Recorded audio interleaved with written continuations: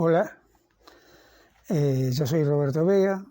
Bueno, ya otras veces he grabado para Kabuki.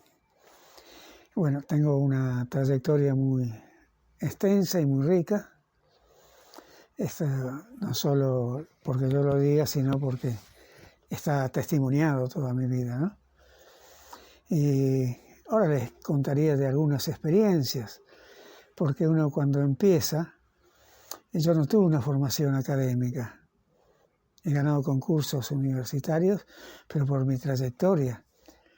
Pero no, fui aprendiendo porque la realidad es que yo estuve muy enfermo de chico, no jugué, y empecé a jugar cuando ya era adolescente.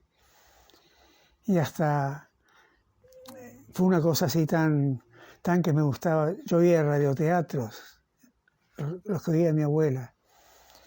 Y donde vivo ahora, acá en la calle Boedo, enfrente, a los 18 años, mi padre me trajo a ver en el teatro que estaba acá enfrente, un teatro muy lindo.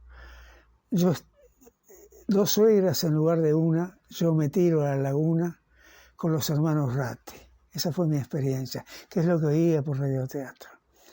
Y así fue dándose por intuición. A los 21 años, cuando estaba en el primer año de profesorado, con dos compañeras fuimos un mes a hacer teatro del absurdo a la Universidad de Neuquén. Y cuando tenía 22, al mes y medio me fui del conservatorio porque me invitaron de la Universidad de Tucumán a dirigir espectáculos y hacer allá.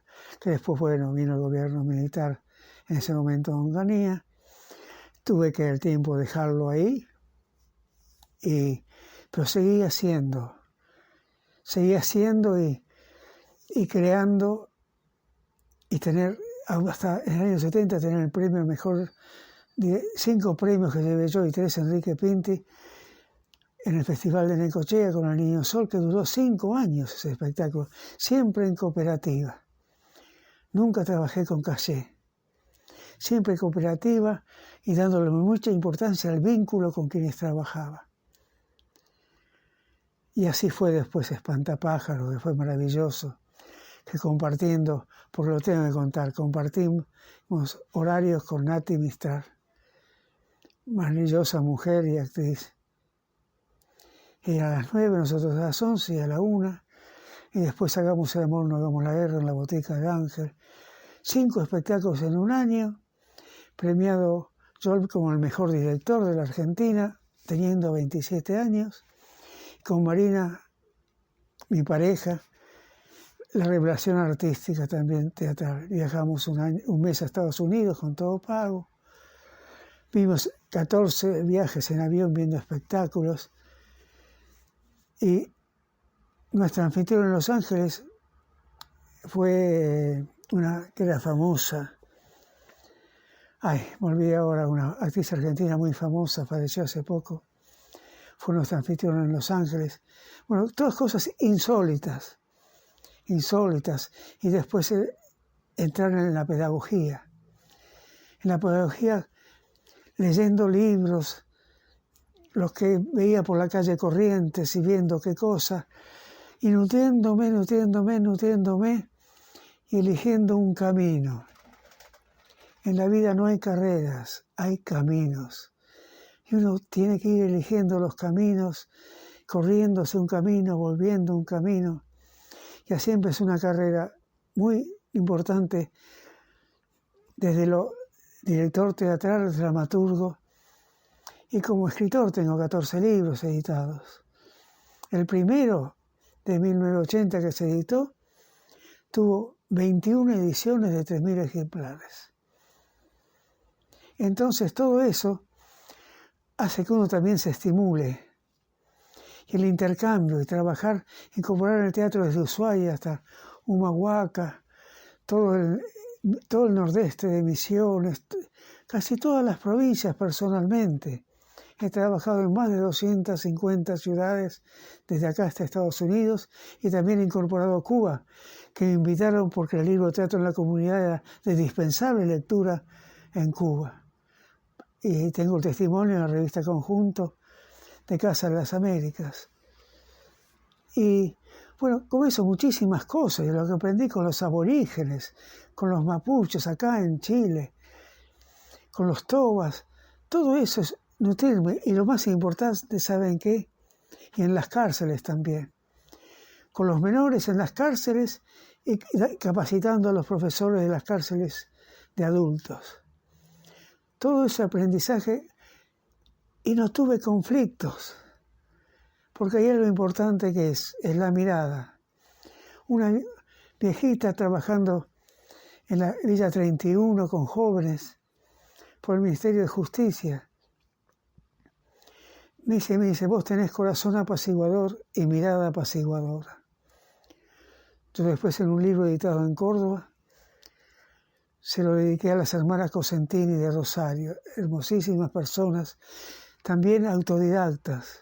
Y tengo su libro del año 1945, que es el primer ejemplo del juego teatral que hubo en la Argentina. Ellas, era todo a partir del juego, la educación. Entonces, uno tiene que saber nutrirse y saber qué elegir, qué leer, dónde no perder el tiempo. Ver si hay un profesor que se interesa por la materia y se interesa por los alumnos, y eso uno lo descubre con la mirada y la actitud física. Yo con mi actitud física de paz, porque cuando me dijo, tenés corazón apaciguador y mirada apaciguadora, es la postura, cuando uno mira, observa, cuando uno no juzga ni desvaloriza a los demás. Trata de que los demás tengan autoestima para ser sujetos culturales y no objetos consumidores, que solo se los educa para ser consumidores consumidos. Tenemos que saber elegir, no ser manipulados, poder tener dignidad. Siempre en todo lo que hagamos tener dignidad. Y eso transmitirlo a la familia, a los hijos, a los alumnos, a todos. Pero empecemos por nosotros. ¿Cómo puede una persona insatisfecha sexualmente ser profesora o profesor de educación sexual? Los va a castrar a los alumnos. Porque uno tiene que estar satisfecho con su vida y con lo que hace, como tiene el rol de coordinador grupal, ser docente, profesor, lo que sea. Eso es importante. Y eso está en la actitud, en la mirada, y es pensar en el otro para comunicarse. Y eso se va y se recibe. Yo en toda mi experiencia fue así. Por eso aprendí muchísimo de todos. Y sobre todo de los niños, que hacen preguntas. Y cuando hacen preguntas nos crean dudas. Y ahí tenemos que hacernos las preguntas. No podemos crecer sin hacernos preguntas. Todos tenemos dudas. Y todos tenemos miedos.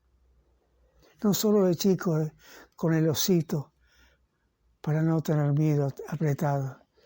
Yo en una obra de adultos que estaba por hacer iba a poner solo para adultos venir acompañados del osito. Porque siendo adultos también seguimos teniendo miedo. Y entonces, todo eso, ¿cómo lo podemos nosotros? A veces que tuvimos una experiencia negativa o sintiéndonos mal, tener de golpe el otro día 30 alumnos, yo tengo que sacarme esa mochila de encima, dar lo mejor que tengo, intercambiar y crecer con ellos. Recuerdo, creo que en uno de los libros lo puse, una nena de 8 años que era una lucecita, en el grupo en que estaba, movilizaba, hacía. Y un día la vi muy triste y digo, ¿por qué estás triste y no haces lo que siempre haces de jugar, movilizar? 8 años, y me dijo, en mi casa están todos tristes. Sé que mi abuela está muy mal. Y yo en mi casa tengo que estar muy contenta para sacarle la tristeza a mis padres. 8 años. Por eso hay en todos algo que dar. Y en los más pequeños también. Y todos fuimos pequeños y seguiremos siendo pequeños, porque siempre vamos a tener dudas y miedos.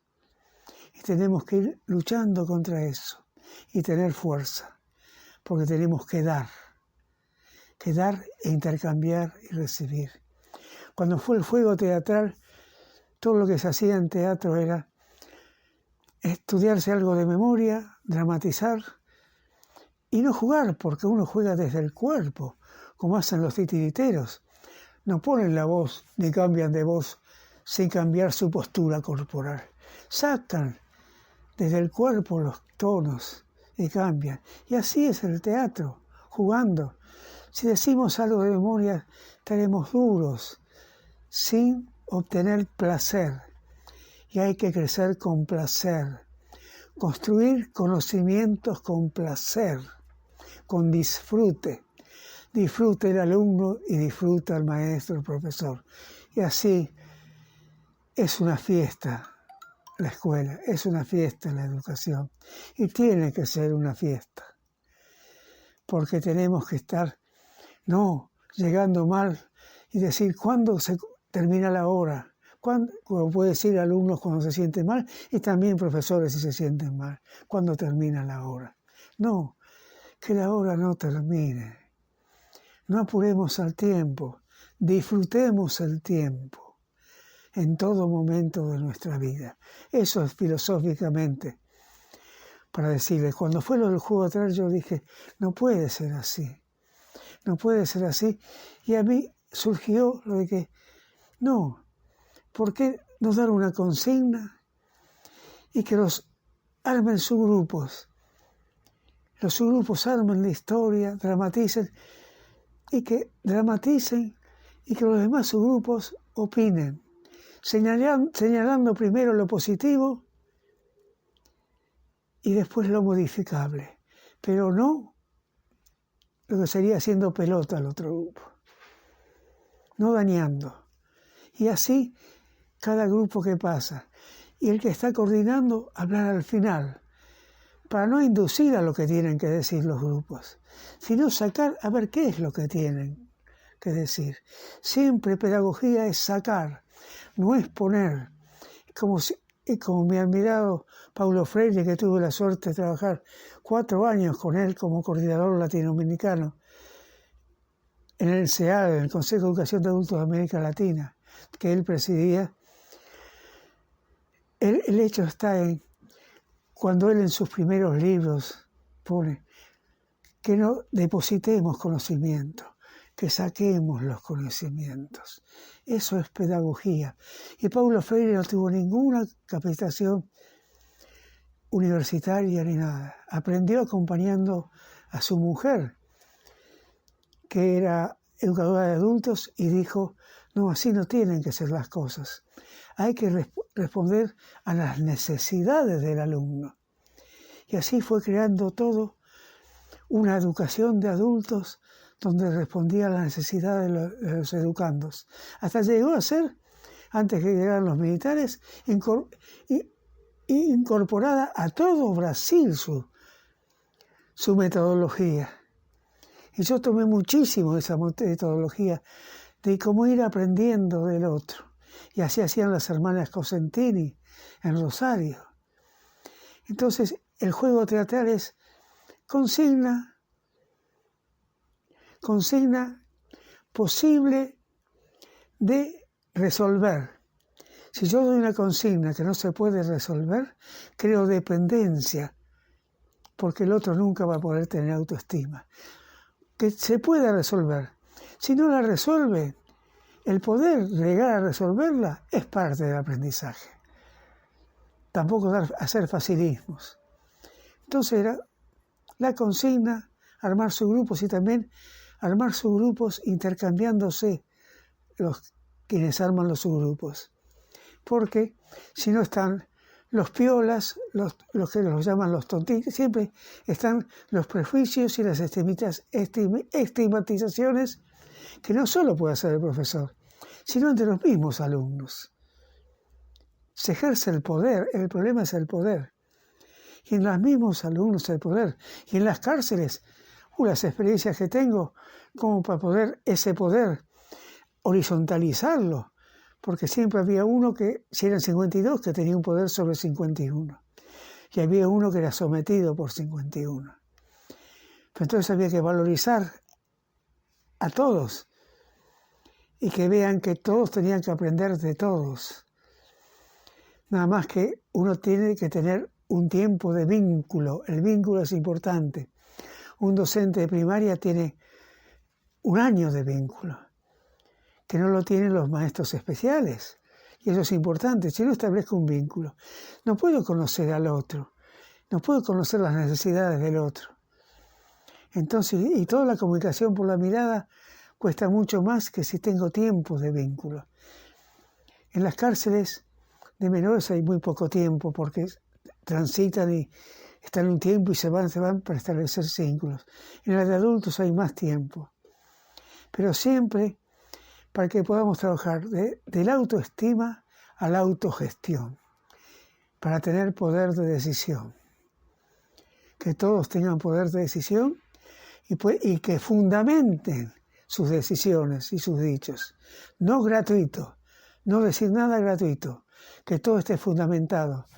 La ideología es la coherencia entre pensamiento y acción. No es solo lo que se habla, es la coherencia entre lo que se hace y lo que se habla. Y eso tenemos que tender. Por ejemplo, a mí me interesa mucho trabajar con valores. Y para mí un maestro en todo eso fue Gianni Rodari, el maestro rural italiano. Gianni Rodari, importantísimo. Él escribió libros y desde la RAI hacía esto. Contaba el cuento sin final. Y después quienes oían tenían que mandar sus finales.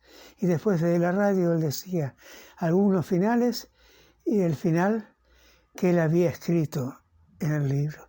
Yo tomé cuentos de Gianni Rodari, los dejé sin final para ver qué resolvían los grupos desde sus afectos, desde su ideología. Y una cosa importante, preguntándole a adolescentes de las villas así, ¿qué diferencia hay entre confort y calidad de vida? Confort son los objetos, lo que uno puede comprar. Calidad de vida es el amor hacia los padres, el amor que nos tienen, el amor a nuestros amigos. Eso es importante.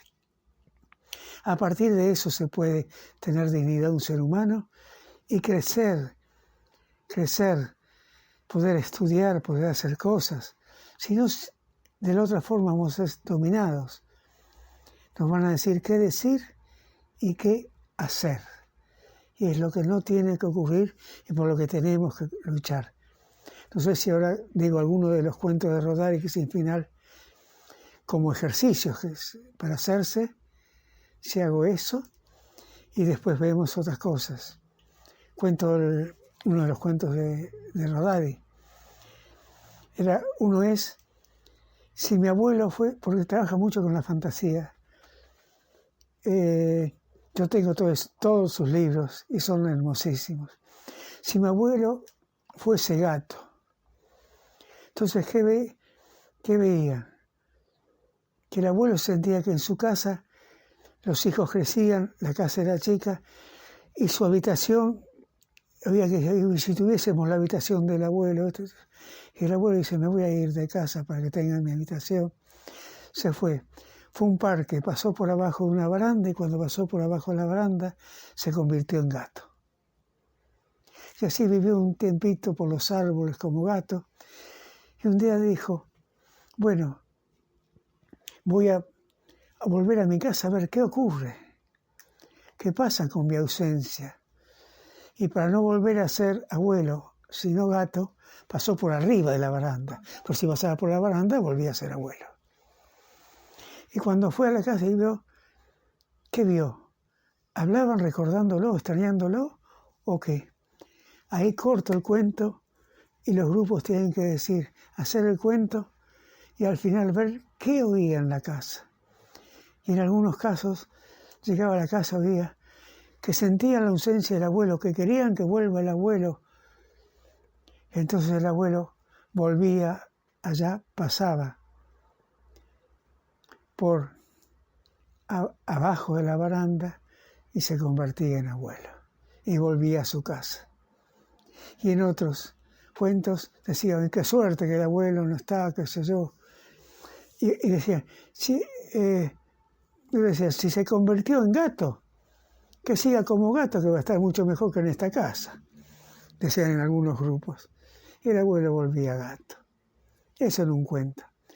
Y en el otro, Toñito el Invisible, otro de los que uso, era una cosa interesante también para que los alumnos trabajen.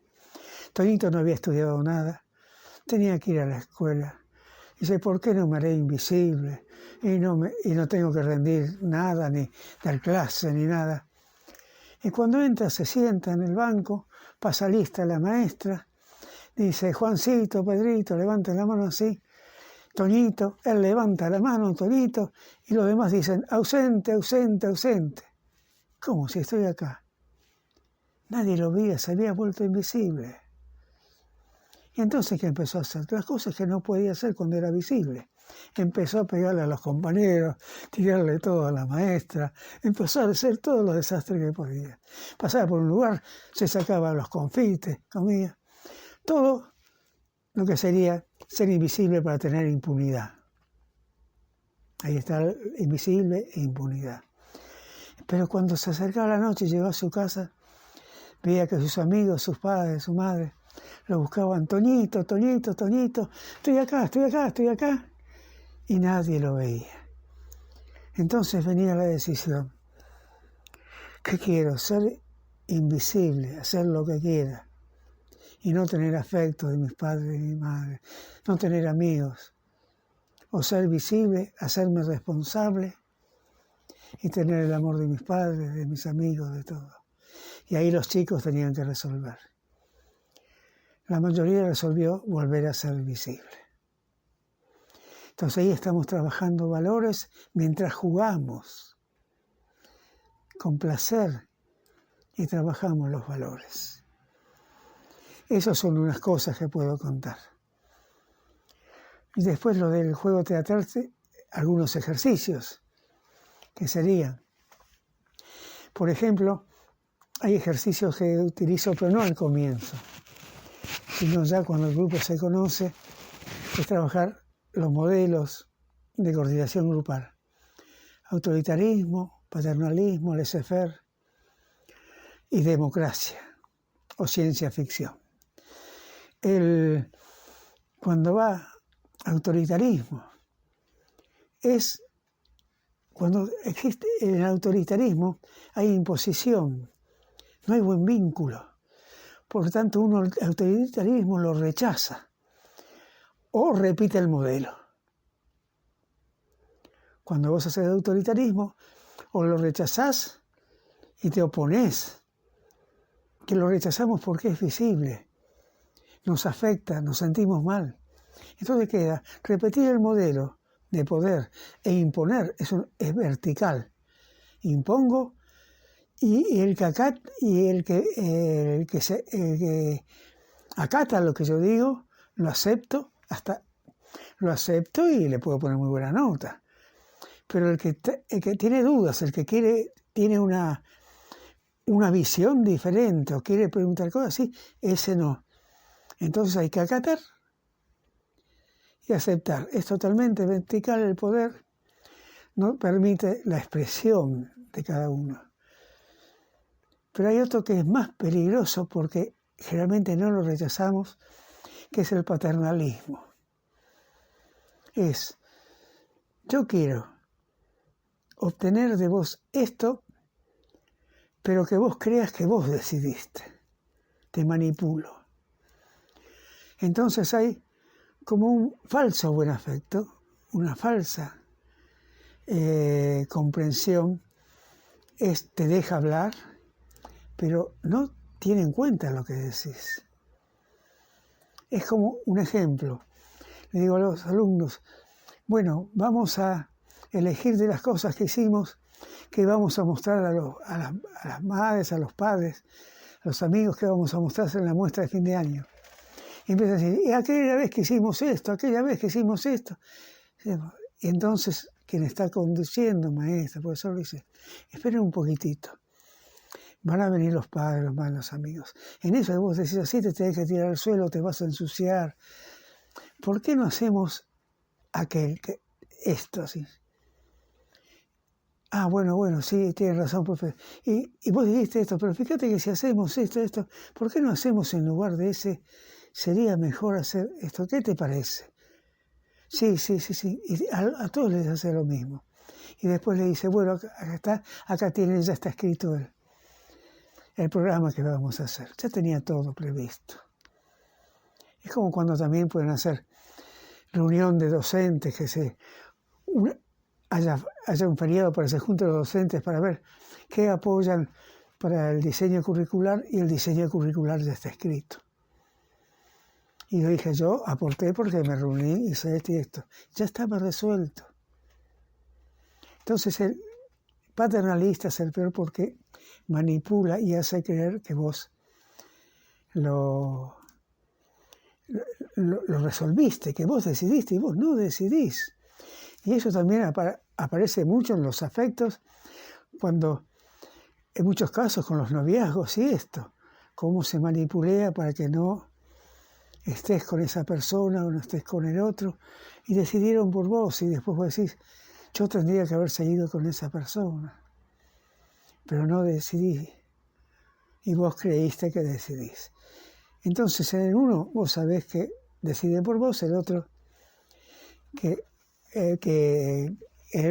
no, que crees que vos decidiste, que es el terrible, el que manipulea, que es un pseudo autoritarismo. Después viene el laissez-faire o dejar hacer.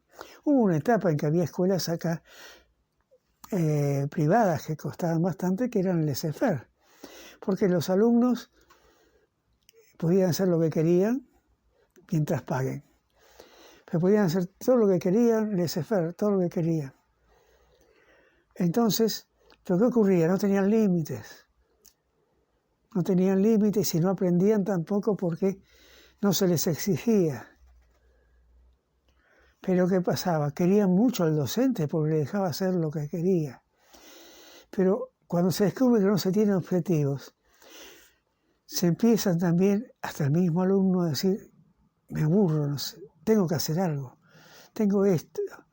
Empieza a exigir un poco, porque ve que no hay objetivo.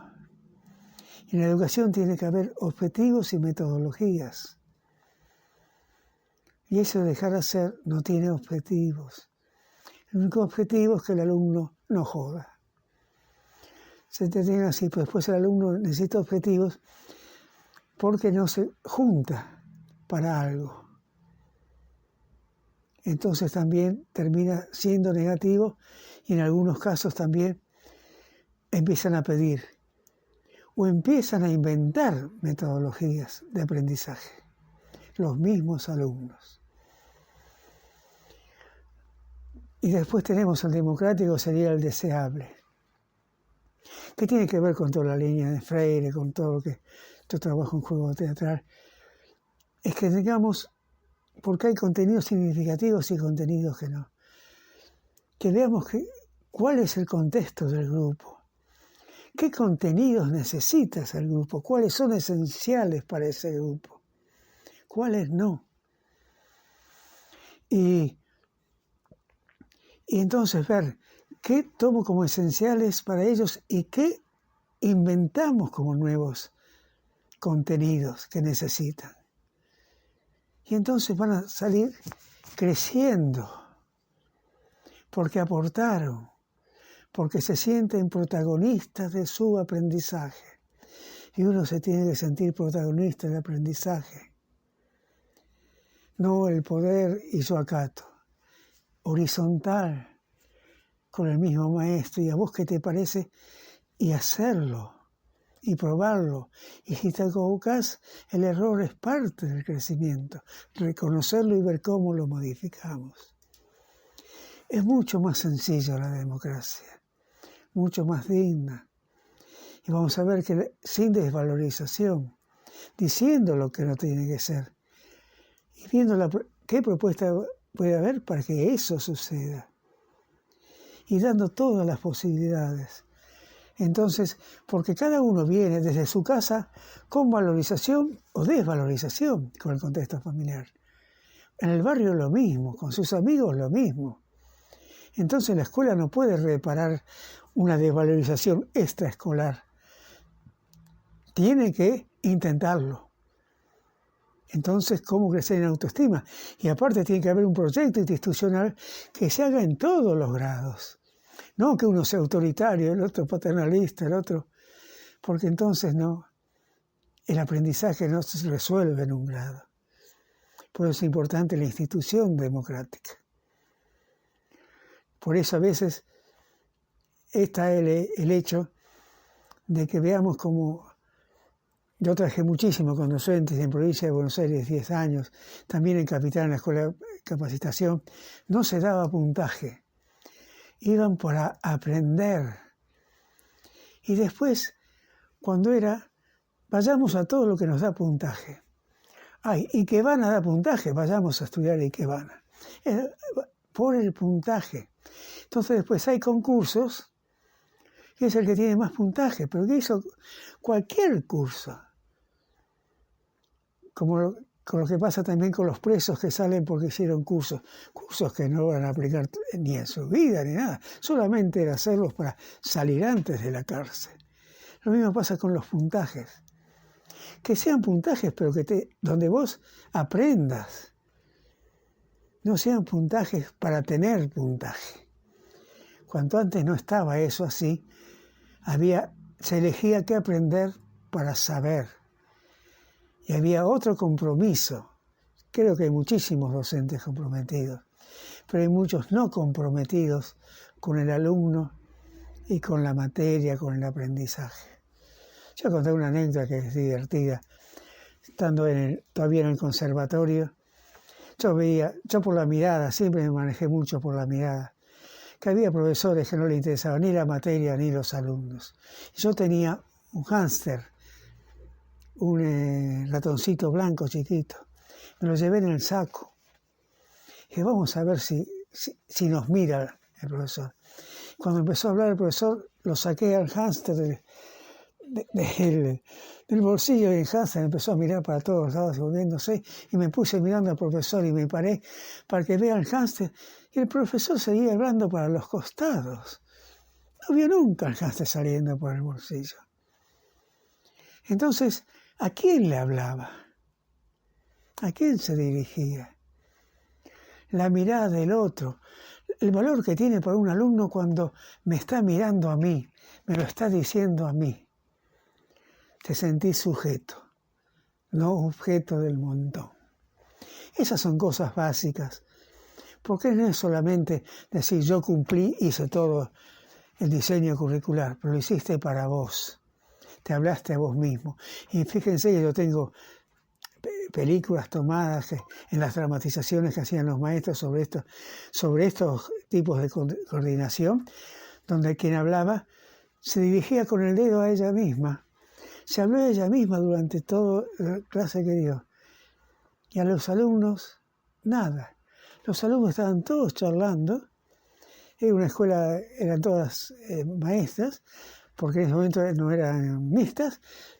Estaban todos hablando y entonces ahí la que hacía era un juego teatral. La que hacía de maestra, dirigiendo a sí misma, se dio cuenta que nadie le daba bola.